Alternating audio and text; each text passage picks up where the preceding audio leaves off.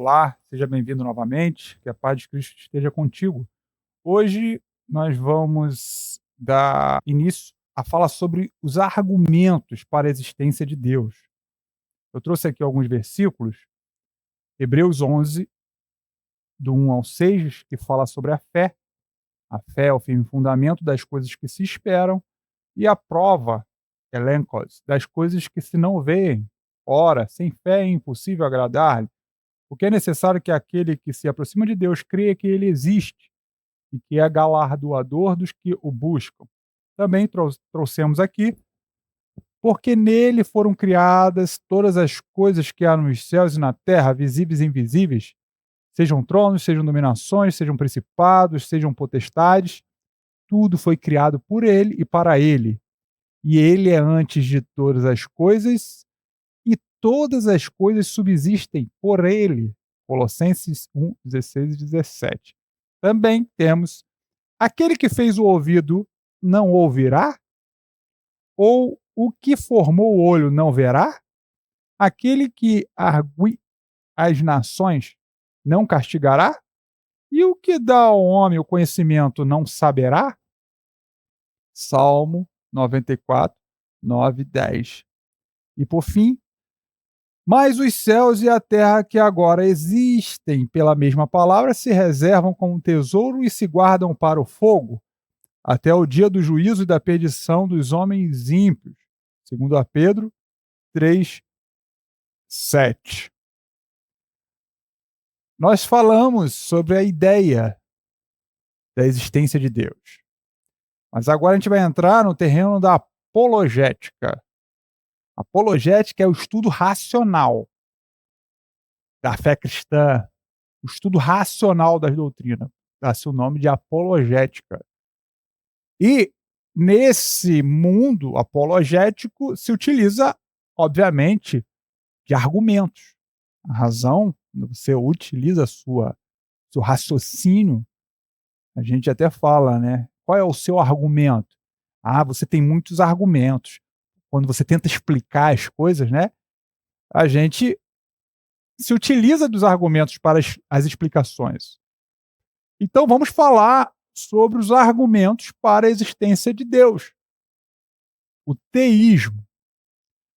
Só que antes de conhecermos esses argumentos, precisamos sempre colocar as coisas no seu devido lugar. A Bíblia não é um manual de filosofia tentando provar que o Criador existe. Nós já falamos disso.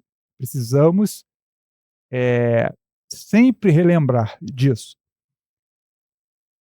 A Bíblia assume essa realidade de que não é um manual de prova, nada, desde Gênesis 1. Tentar provar Deus com lógica matemática é uma tentativa falha, porque a fé não é a conclusão de um silogismo. Como nós vimos, a fé é o firme fundamento das coisas que se esperam e a prova, elencos, das coisas que se não veem. Aqui a gente tem o nosso ponto de partida. A palavra prova no Novo Testamento, ela raramente tem o sentido de demonstração de um tribunal. Raramente tem, ok? Em Hebreus 11, 1, a Bíblia diz que a fé é a prova das coisas que não se veem.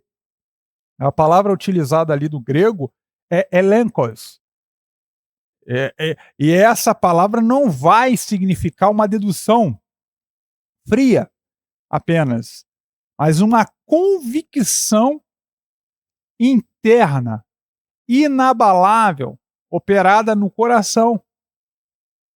Quando a Bíblia, por exemplo, fala para você provar os espíritos ou provar a conduta, que é tipo fazer um teste, testar como o fogo testa o ouro, ela ali é uma questão de comprovação de que aquilo de fato é ou não. A palavra utilizada nesse caso é dokimazo. Ou seja, quando ela manda a gente provar os espíritos, ela está mandando a gente, de fato, atestar que aquele espírito vem de Deus. Quando ela manda provar algo para ver se aquilo ali é perfeito, ela se utiliza de um verbo nesse sentido. Agora, na palavra utilizada em relação à fé, que a fé é a prova, o termo utilizado foi o elencos, cujo significado vai na linha de uma convicção, como um testemunho. Quando você tem num processo a necessidade de comprovar as coisas. O juiz, ele é o destinatário da prova. A gente trabalha com isso no dia a dia e o que nos conduz a uma solução é a prova naquele processo do fato alegado. O autor alega um fato, então ele precisa provar. Por exemplo, a pessoa alega que a casa que ele comprou tem uma rachadura no quarto e que essa rachadura é proveniente da má construção. Ela entra com processo contra a construtora. A construtora vem e diz o seguinte: não, essa rachadura aí é porque essa pessoa martelou, fez uma obra no quarto ao lado, ficou martelando lá e causou essa rachadura. Ou seja, há aqui uma parte dizendo que o fato é derivado de uma má construção e a construtora do outro lado dizendo que o fato é essa rachadura. É derivado de uma má conservação ou má manutenção. O que vai decidir? O que vai mostrar para o juiz quem tem a razão? A prova. Aí vai produzir prova.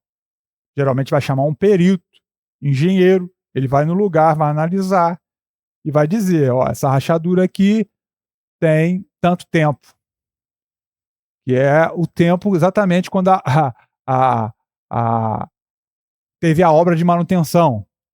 Essa rachadura aqui pode ter sido causada pela obra. Não, essa rachadura aqui não poderia ter sido causada pela obra de manutenção, mas por má falha na construção. Aí, se for da fundação, ele vai descobrir outras coisas. Então, aquilo ali vai comprovar, vai trazer a convicção.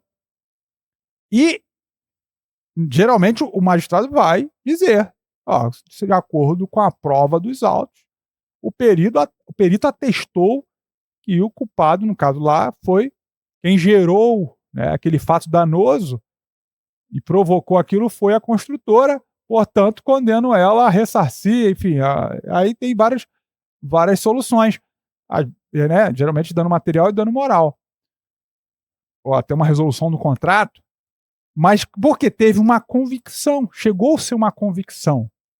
Isso, inclusive, esse tipo de processo, raramente aquele que perdeu consegue reverter nos tribunais superiores. Os tribunais superiores falam, não, peraí, isso aí é conforme a prova, uma questão fática dos fatos. Então não há que discutir mais. Né? Ele olha assim, vê, a prova dos autos está dizendo e acabou. A fé é nessa linha. Ela prova dentro de você como você estivesse vendo lá, testemunhando. Como se você estivesse ali presente, vendo Deus fazer o mundo. Esse é o ponto. Por isso que a fé é a prova das coisas que não se veem. Assim como a gente está na igreja, você está sentado num lugar, tem várias pessoas ali. Por exemplo, tem 3 pessoas do seu lado.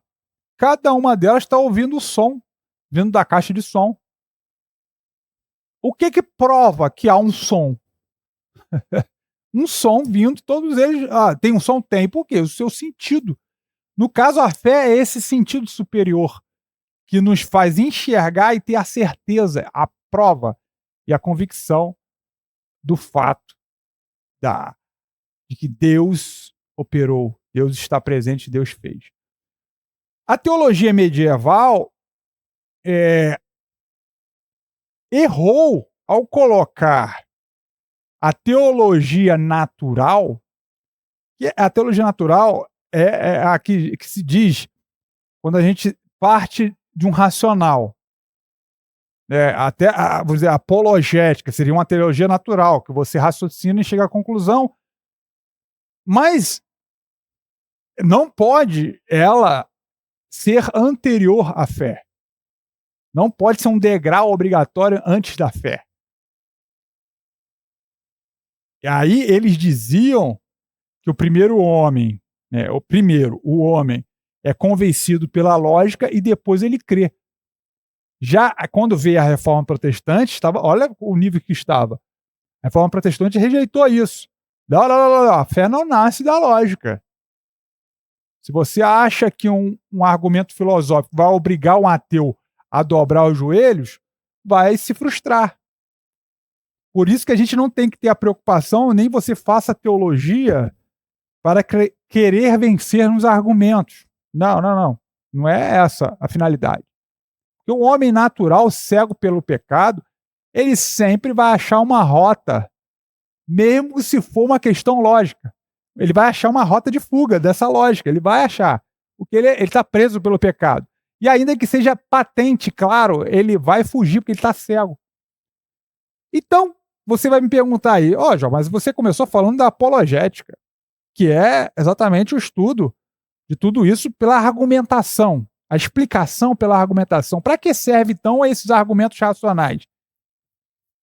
Bavinck vai dizer que eles não seriam, obviamente, a causa da crença, mas o produto de uma mente que já crê.